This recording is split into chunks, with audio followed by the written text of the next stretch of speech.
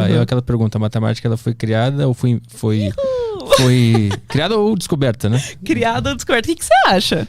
Eu falei pro Guizoli que eu acho que ela foi descoberta. Você acha por quê? Conta pra mim, Arthur. Porque, não sei, porque parece que ela já estava aí e o cara acessou aquela ideia que já existia. A gente até tinha conversado, eu e o Guizoli aqui, ele deu o exemplo da roda. Ele perguntou, tu acha que a roda foi inventada ou descoberta? Para mim ela foi descoberta, ela já existia como potencial. Ela já existia como possibilidade no mundo das ideias. E o ser humano descobriu. Para mim, eu acho... É que eu vi aquele documentário na Netflix que fala sobre o número pi. Já viu? Sei. E aí eu vi aquilo e pensei, bom, então a matemática ela simplesmente foi descoberta. A gente entendeu que ela existe. O Guizoli e você estão no mesmo time? Eu acho que... Não, ele disse que ele é do criada. Ele acredita que o ser humano criou. Olha só. Tô desatualizada com os papos com o Guizoli. Eu preciso conversar mais com ele sobre isso. Mas ele não foi tão enfático assim. Ele tava meio que em dúvida. Meio que em dúvida. Acho que o principal é dizer, gente, igual futebol isso aí, né? Ninguém tem uma resposta certa. É tipo, torce pro time que você quiser, da criada ou da descoberta. O importante é mais a discussão do que chegar numa resposta, né?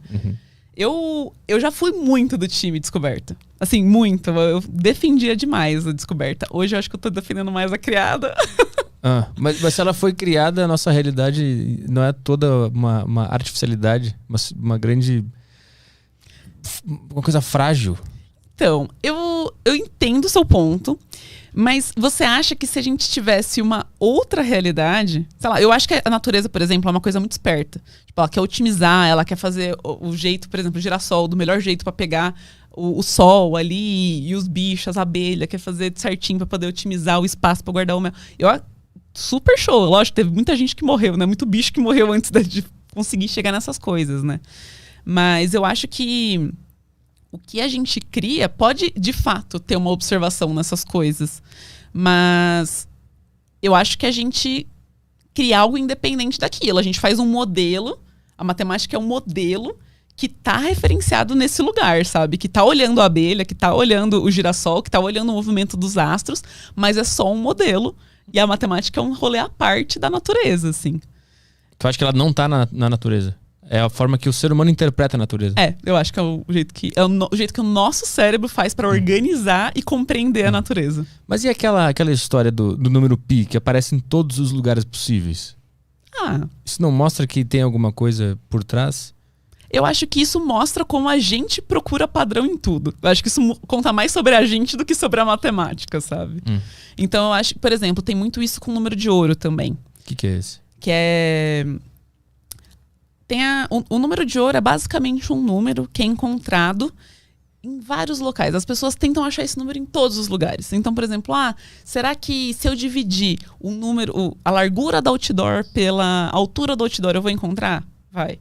Será que se eu dividir a largura do meu cartão de crédito pela altura do meu cartão de crédito, eu vou encontrar o número de ouro? Vai. E se eu dividir a altura da minha cabeça pela altura do meu queixo até o nariz? Tem um tanto de gente que vai atrás desse número de ouro em vários lugares, sabe? Porque dizem que, inclusive, quem estuda publicidade e propaganda usa muito, né? O Fibonacci, que tá super relacionado para poder criar logos, criar um monte de coisa. Mas eu acho que isso é muito mais uma procura nossa de encontrar uma explicação e um padrão em cima das coisas. Eles estão aí em vários lugares do jeito que a gente descobriu matemática, sabe? Mas eu acho que também é muito sobre a matemática, sobre a natureza ter esses padrões entre ela para ser o mais otimizado, o melhor, que melhor funciona e tal.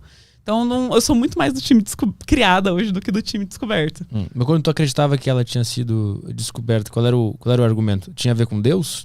Não tinha a ver com Deus. Era muito sobre achar que essa matemática ia existir independente da gente, sabe? Hoje eu acredito muito mais que a gente se pergunta coisas que já são independentes da natureza, sabe? Mas se a gente não existisse, isso aqui teria, sei lá, 50 centímetros, 60, não sei quanto tem. Se a gente não existisse para observar, continuaria tendo tantos centímetros, ou não?